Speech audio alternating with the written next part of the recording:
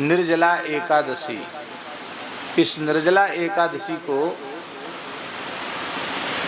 भीमसेनी एकादशी भी कहते। क्या कहते? भगवान श्री कृष्ण ने युधिष्ठिर को एकादशियों का महात्म्य सुनाया। वर्ष भर की जितनी एकादशी हैं 24, और अधिक मास होने से 2 और बढ़ जाती, तो 24 और 2 26 एकादशियों का महात्म्य भगवान श्री कृष्ण ने अर्जुन को सुनाया, युधिष्ठिर को सुनाया। तो युधिष्ठिर भी सुन रहे हैं, भीमसेन भी, अर्जुन भी, नकुल सहदेव भी, द्रौपदी भी, सब लोग बैठ के श्रवण करते। भगवान वक्ता हैं, सब श्रोता हैं। एकादशी नहीं करता उसको नरक जाना पड़ता है। एकादशी को अन्न में पाप का निवास होता है। अन्न ने एक बार भगवान से जाकर कहा कि प्रभु हमको सब दुनिया खाए चली जा रही है, सबको छुट्टी मिलती, हमको एक दिन की छुट्टी हमको भी मिलनी चाहिए, अवकाश हमको मिलना चाहिए। तो भगवान ने कहा ठीक है, हरिवासर को आपका अवकाश। हरिवासर माने एकादशी। एकादशी को अन्न खाता है वह पाप ही खाता है। जो एकादशी करते हैं उन सब के पाप अन्न में स्थित हो जाते हैं, और जो नहीं करते एकादशी को अन्न खाते हैं वो सब उनके भीतर, जय सिया राम, उनके भीतर प्रविष्ट हो जाते हैं। एकादशी कल भी हम देवी भागवत का पाठ कर रहे थे, तो नरक किस किस को जाना पड़ता है, उसमें यमराज और सावित्री का संवाद है। यमराज कहते एकादशी न करने वाले को भी नरक जाना पड़ता है। तो भीमसेन बड़े घबरा गए, बोले महाराज व्रत उपवास के नाम से तो हमको जूड़ी आती है, हम कांपने लग जाते। वैसे किसी से कांपते नहीं हैं, लेकिन हम भूखे नहीं रह सकते, व्रत नहीं कर सकते। भीमसेन कोई व्रत नहीं करते। हमने ऐसा सुना है संतों से कि भगवान की दया से भीमसेन जी की खुराक इतनी अच्छी थी कि 70 मन तो को वो बाल भोग करते थे। 70 मन का करें कलेवा। कितना? 70 मन अन्न केवल बाल भोग में, माने जिसको आजकल लोग नाश्ता कहते हैं, स्वल्पाहार, उसमें वो 70 मन माने हैं, हाँ, 2 कुंटल 80 किलो बाल भोग।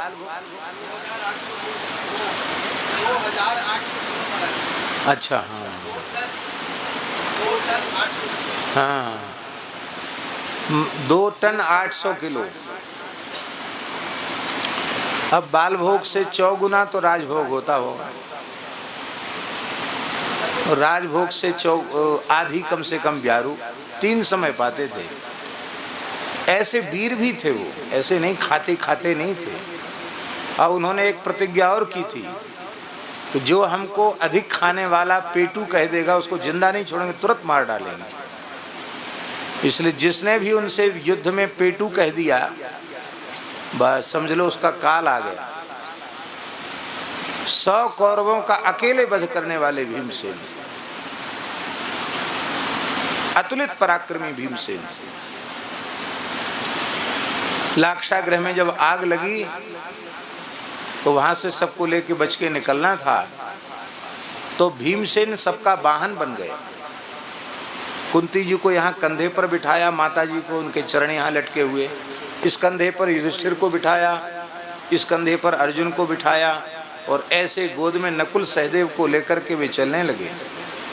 भयंकर जंगल में मार्ग नहीं था, उनकी एड़ी के स्पर्श से बड़े बड़े वृक्ष धराशायी हो गए, मार्ग बनता चला गया। ऐसे प्रचंड पराक्रमी भीमसेन, साधारण पुरुष तो नहीं थे वो।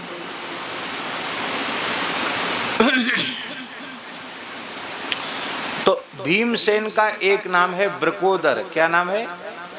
वृकोदर।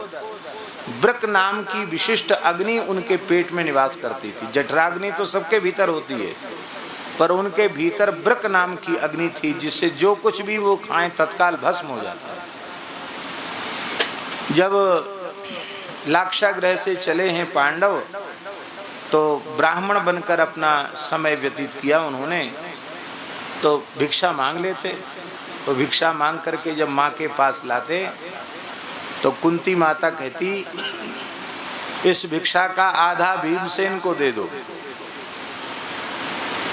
इसका आधा भीमसेन को दे दो, और बचा आधा तो आधे में हम 6 मूर्ति पाएंगे। 6 मूर्ति माने युधिष्ठिर, अर्जुन, नकुल, सहदेव और कुंती माता, 5 लोग इसमें पाएंगे। वो आधे में भीमसेन। पर भीमसेन का विचारों का पेट नहीं भरता था। कहाँ भरेगा पेट, कौन इतनी भिक्षा देगा। तो जल पी करके अपनी अग्नि को वो शांत करते थे। नदी में जाकर के, सरोवर में जाकर के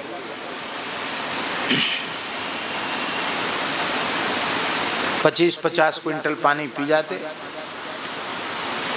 ये भीमसेन। उसी समय जब एक चक्रा नगरी में निवास कर रहे थे, वहाँ एक बक नाम का दैत्य निवास करता था, जो बड़ा भयंकर था। एक बैलगाड़ी, छकड़ा, बड़ी बैलगाड़ी को छकड़ा कहते, उस भर अन्न बना हुआ, दाल भात, फुल्का साग, कुछ मिठाई, और एक व्यक्ति, जिस व्यक्ति की बारी है वो व्यक्ति हर घर से एक व्यक्ति का नंबर आता था। वो आता जीवन में एक ही बार था, लेकिन कब किसका नंबर सब राजा के यहाँ लिखा रहता था, इसी शर्त पर, नहीं तो वो कहता था मैं पूरी प्रजा को खा जाऊंगा। इतना भयंकर राक्षस था। जिस ब्राह्मण के यहाँ पांडवों को आश्रय मिला था, वो ब्राह्मण अभी नई अवस्था का था। उसका बालक केवल 4 साल का था, और उसकी पुत्री मात्र 6 वर्ष की थी। अब घर में बड़ी समस्या कि अन्न तो बना लिया गया, जुटा लिया गया, लेकिन कौन जाए। ब्राह्मण देवता चले जाते हैं तो घर में पत्नी और छोटे बच्चे, घर का निर्वाह कैसे होगा। पत्नी ने कहा कि आप तो बच्चों को पाल लोगे, अग्निहोत्र की रक्षा के लिए दूसरा विवाह भी कर सकते हो, हमको भेज दो। तो ब्राह्मण रोने लग गया, बोला महाराज, रक्षा करने वाले को पति कहते हैं। देवी से कहा, पाती थी पति, रक्षा करे वो पति, और हम उस असुर के मुंह में तुमको भेज दें तो हम तो अपनी पति शब्द को कलंकित करेंगे, हम तुमको नहीं भेज सकते। तो कन्या बोली कि देखो, हमारे लिए तो आप लोगों को चिंता करनी पड़ेगी, मैं सयानी हो जाऊंगी तो आप चिंता करेंगे, तो किसी न किसी को देना तो है ही है, राक्षस को दे दो। मेरा शरीर मेरे माँ बाप के और मेरे भाई के बचाने के काम में आ जाएगा तो मेरा जीवन सफल हो जाएगा। पुत्री की बात सुनकर सब रोने लगे। बेटी को हृदय से लगाया, कहा बेटी, पुत्र से 10 गुना अधिक पुत्री का स्थान है। 10 पुत्र समा कन्या, क्या लिखा है? 10 बेटों के समान एक बेटी होती है। ये स्कंद पुराण में भगवान व्यास लिख रहे हैं। 10 पुत्र समा कन्या, और 10 कन्या समो तरु, 10 कन्या के समान एक वृक्ष होता है। इसलिए वृक्ष को काटना अपराध है, वृक्ष लगाना पुण्य का काम है। तब सब लोगों ने निश्चय किया कि भाई, जब कोई छोटा बच्चा बोला जो 4 साल का था, एक छोटा सा, उसने एक छोटी सी पेड़ की डाली इतनी सी हाथ में कहीं पड़ी होगी, उठाई उसने कहा मुझे भेज दो, मैं इसी से उस राक्षस को मार दूंगा। तो रोते रोते भी लोग हंसने लगे कि इतना छोटा बच्चा, इसको पता ही नहीं कि राक्षस होता क्या है। कुंती जी आई, सुन तो रही थी दूर से, सब आकर के उन्होंने ब्राह्मण को प्रणाम किया। और माता जी, आप तो परम तपस्विनी हैं, आप क्या? तो उन्होंने कहा देखो पंडित जी, आश्रयदाता पिता होता है। आप हम सबके धर्म पिता हैं, क्योंकि आपने अपने घर में हम लोगों को आश्रय दिया है।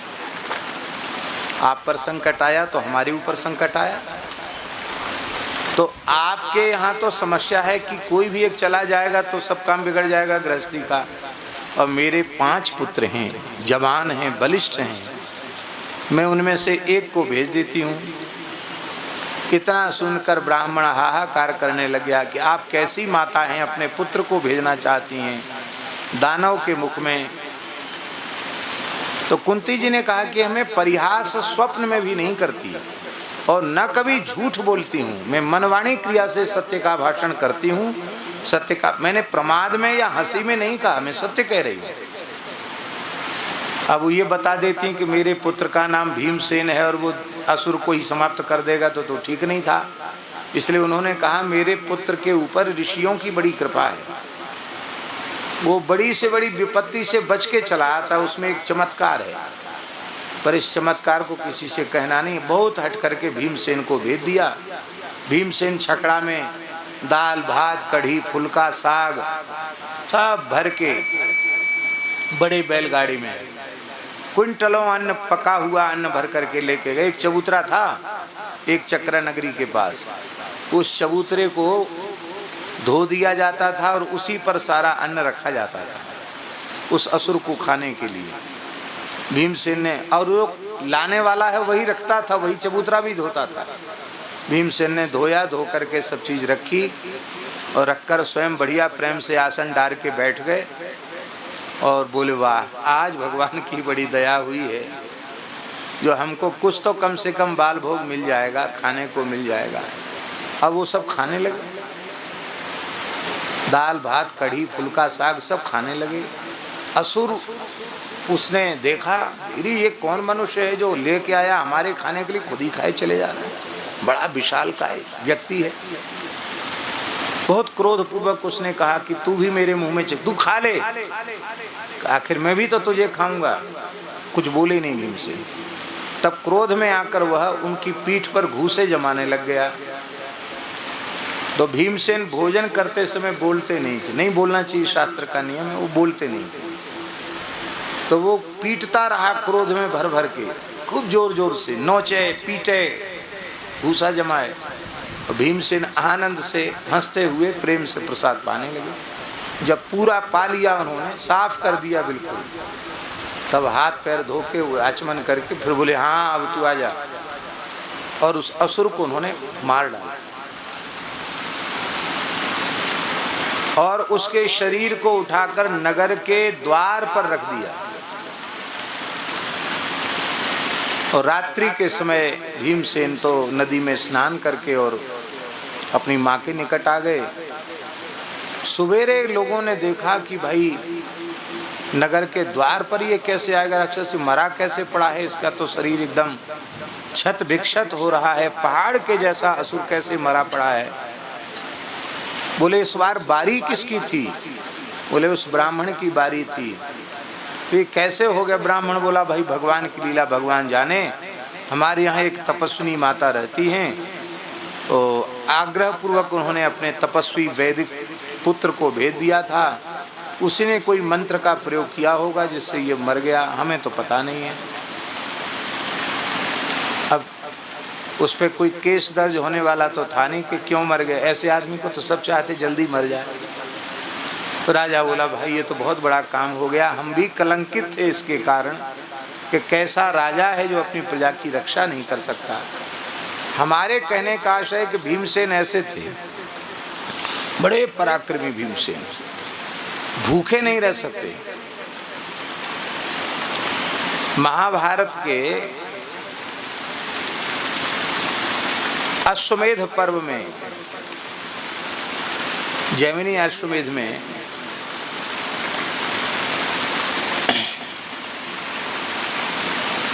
एक विचित्र कथा है भीमसेन के भोजन की, जो शायद आपने कभी न सुनी हो।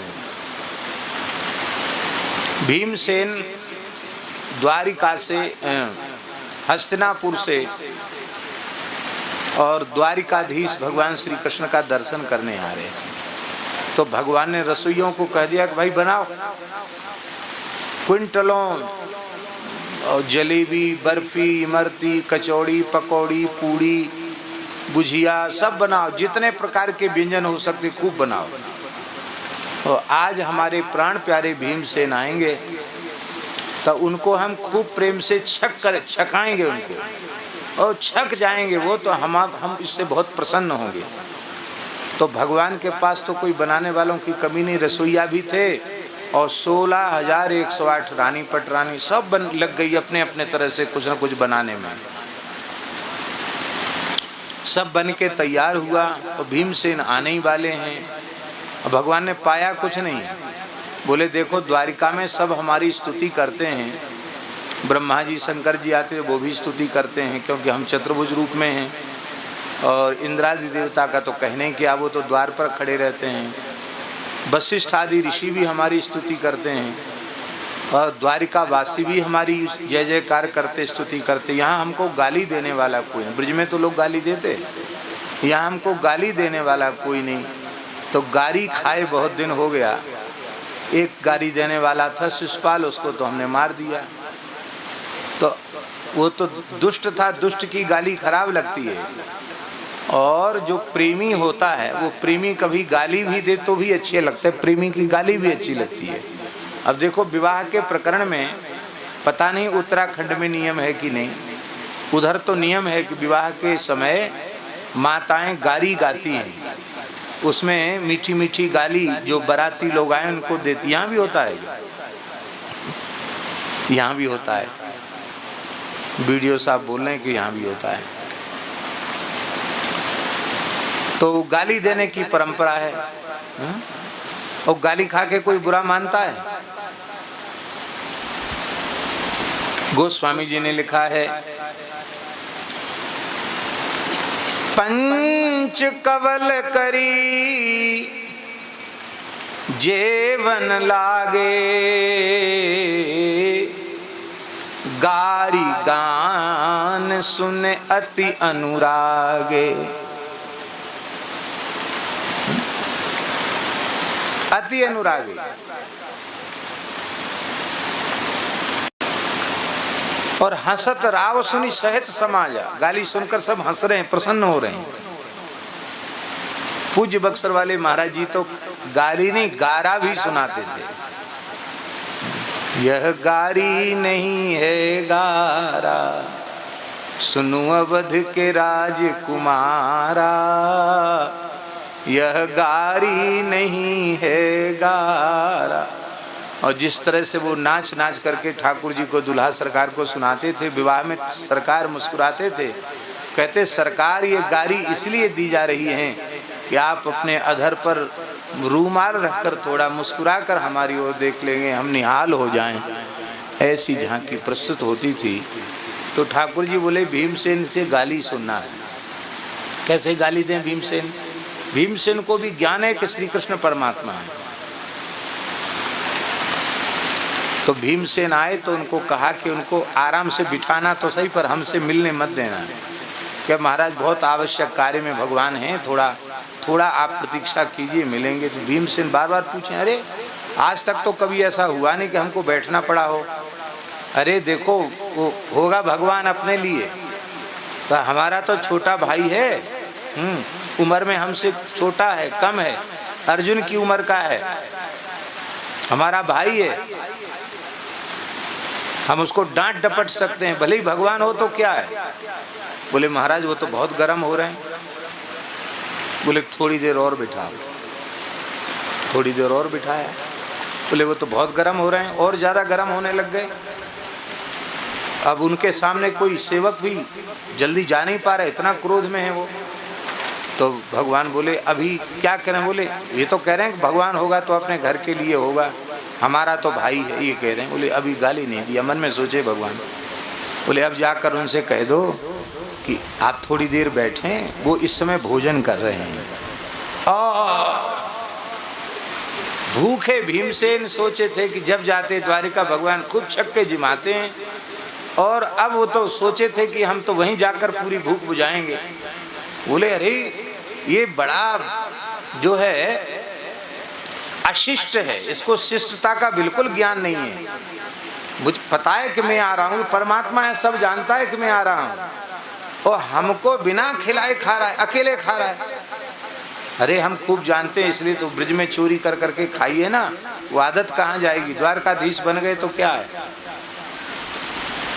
तो भगवान हंसने लगे भीतर और रानियों से बोले कि रसोइयों से बोले कि परोसने के समय वहाँ भोजन वोजन कुछ नहीं हो रहा है, झूठा ही नकली, और लड्डू लाओ और तस्मई लाओ और सूत फैनी लाओ और मालपुआ लाओ। भगवान कहते वाह कितना सुंदर बना। इतना सुनते भीमसेन और गुस्सा करते हैं। अंत में खूब गाली देकर भीमसेन बोले कि अब हम नहीं कभी द्वारिका आएंगे। जाने लगे।